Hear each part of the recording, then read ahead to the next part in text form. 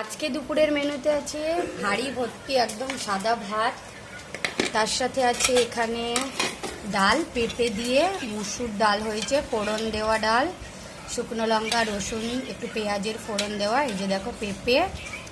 আর আছে এখানে আছে মোচা দিয়ে আলু দিয়ে তরকারি হয়েছে, এই যে এটা হচ্ছে মোচা আলুর তরকারি, বেশি নাড়াচাড়া করব না।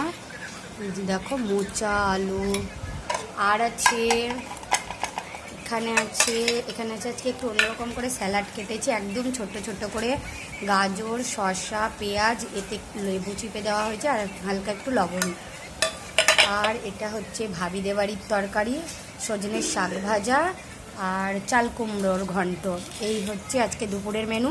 শেষ না, এখনও একটা আছে, সেটা হচ্ছে একদম গরম গরম মাছের ডিমের বড়া, মা এদিকে ভাজছে, এটা আমি নিয়ে নিলাম। এই হচ্ছে আজকে দুপুরের মেনু।